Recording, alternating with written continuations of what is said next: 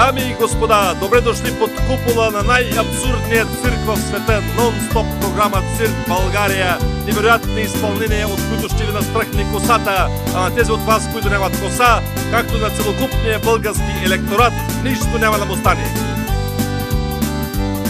След Виденов, Костов, Бисеров, Бошков и Краус, след толкова сграбежи в тази страна корумпирана, бях се отчаял и мислех си всичко е хаос.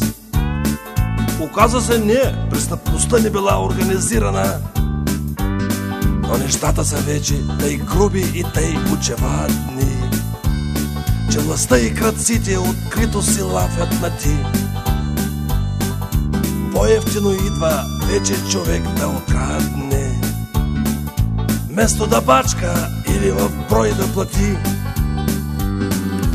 И ако случайно някого хванат изгавия, тогава в съда, значи тъй, ясно постава. Всяка държава си има естествено мафия. Нашата мафия просто си има държава.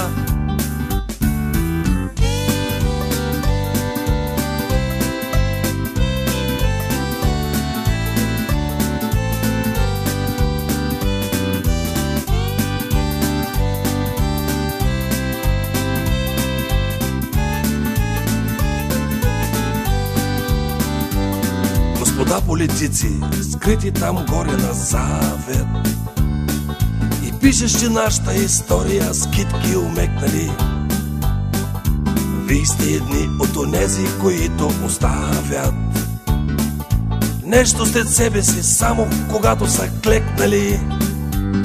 Избягаха всички и вече си мисля с досада. Останахме тука последните хърби и мърши. И що не се дигнем да идем и ние в Канада, макар че тогава самата Канада ще свърши. Макар че тогава самата Канада ще свърши. Абе, майната и на Канада! Отиваме направо!